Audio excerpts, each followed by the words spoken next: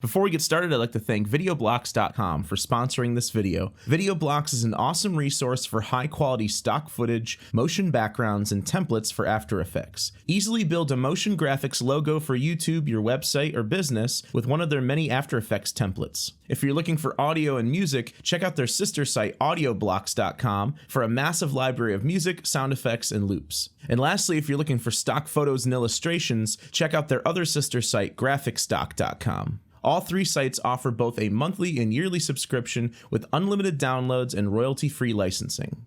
Hey guys, this is MusicTechHelpGuy and welcome to part 5 of my pop rock mixing series in Logic Pro 10.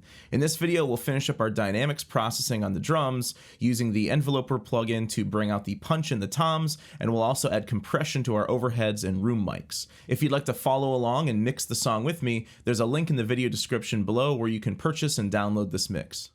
So let's start with the toms. I've got a section pulled up that has a simple tom fill in it. Let's see what this sounds like.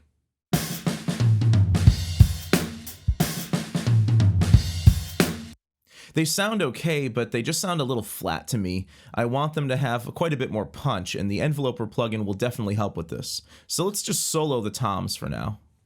The enveloper plugin is essentially a transient designer plugin. It allows us to increase or decrease the gain on the attack or on the release of transient heavy material like drums.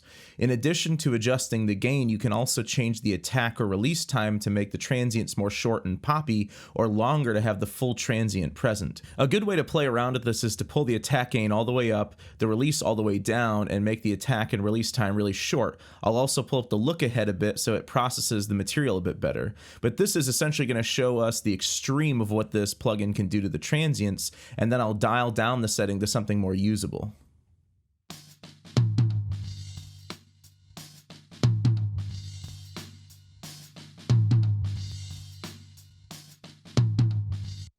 So you can hear when I A-beat it, the process signal is very short and poppy but lacks the tone of the original material. Let me dial in something a bit more conservative. I'll tame down the attack and release parameters quite a bit. And when I play the track again, I'm going to play with the threshold a bit to see if I can get a better result. So let's see what this sounds like.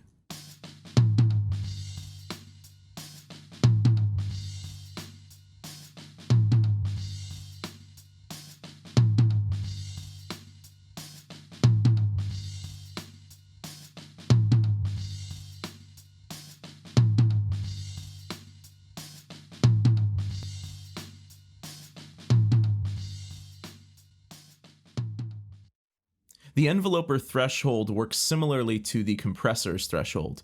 When it's all the way down, everything is being processed by the enveloper because all of the signal is surpassing the threshold level. As you pull it up, some of the lower volume material will be ignored by the enveloper. So I'm pulling it up a bit so that it ignores some of the background material and just focuses on the louder hits. Next, I'll just copy over the enveloper plugin to the floor tom. You can hold Option while dragging to do this. I'll also A-B the signal so you can hear the before and after.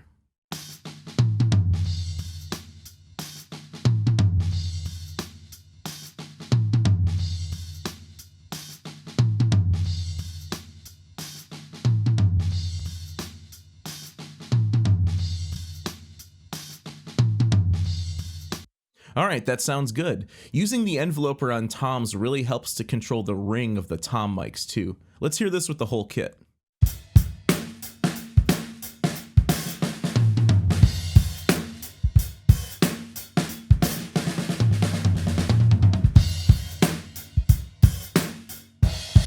Awesome, you can really hear the toms punch through in that last fill. Alright, so let's move on to the overheads. That pretty much does it for all the close mics, so I'm going to mute those. I'm going to mute the hi-hat as well because we're not actually going to put any compression on it because it's so low in the mix. So let's start with the overheads and give these a listen.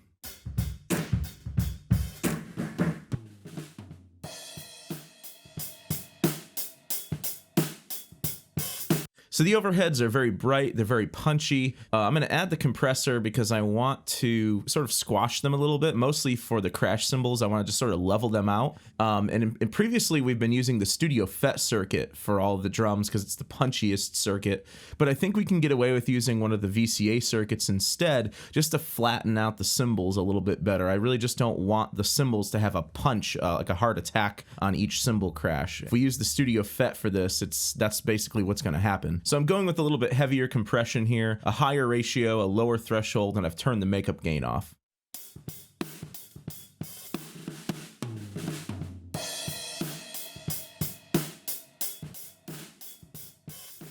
Yeah, exactly as I thought. The Studio FET is way too punchy for the overheads unless I completely flatten out the attack time.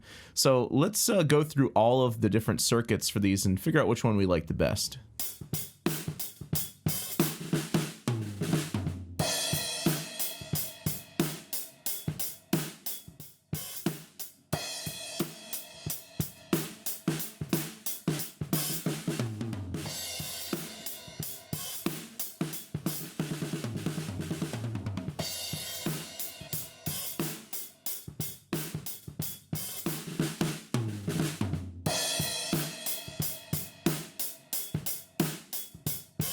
Yeah, I think the Studio VCA is the best option here. It's punchy enough so that it has some meat to it when the drums hit, but it also isn't too punchy and smooths out the cymbal crashes and the reverb from the room nicely. Alright, so typically what I do at the rooms is I duplicate over the overhead compression, but then I hit the rooms with a harder compression setting. So I'm just going to pull the ratio up a bit and dial in the attack time that sounds best.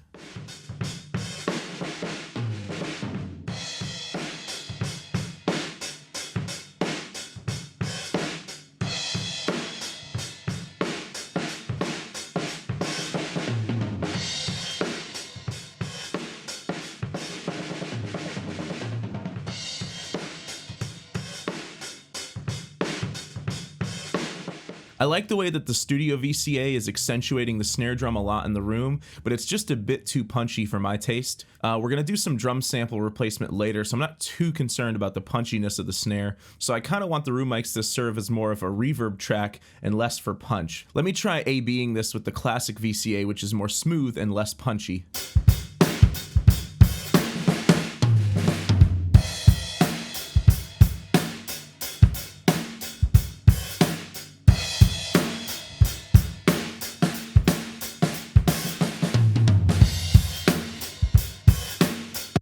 Yeah, I like that a lot better, although we do lose control over the attack and release time. Alright, let's move on to the last mic, the room mono mic, which remember is just a condenser mic that we tucked into a corner of the room.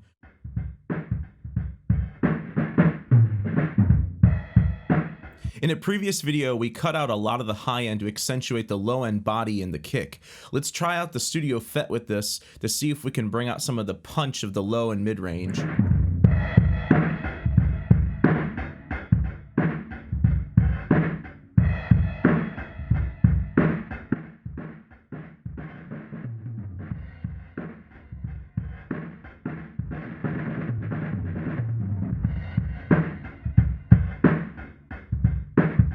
So I went with a little bit softer compression, a 3-to-1 ratio, but pulling up that attack time is really what makes this. It really lets a lot of the transient through. Alright, let's hear this with all the drums in again. While it's playing, I'm just going to make some basic level adjustments, and I might pull all the drum tracks down to make sure the stereo output doesn't clip.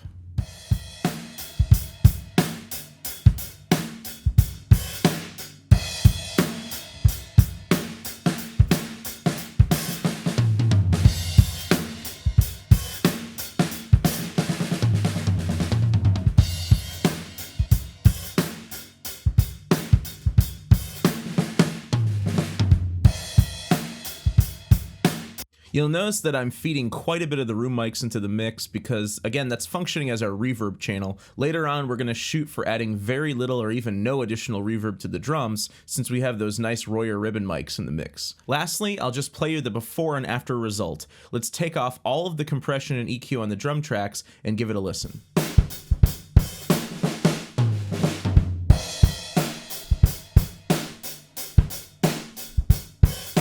So that was the before. It's a good recording, it just sounds a little flat. Let's listen to this with all of our processing added back in.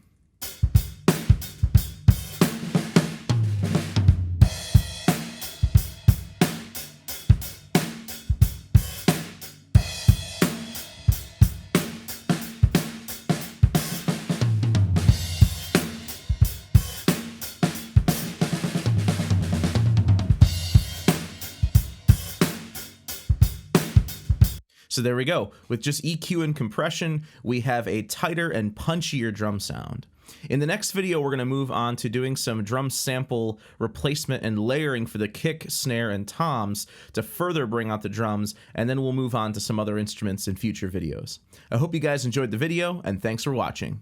Hey guys, if you'd like to see more videos like this, subscribe to the channel to see multiple new videos added every week. Also, you can check out carneymediagroup.com, where you can view all of my video tutorials, search for specific topics, download the videos ad-free, and in some cases you can purchase session content so you can work along with me in the video. Also, please consider giving a monthly contribution at patreon.com/MusicTechHelpGuy. As always, thanks for your support and thanks for watching.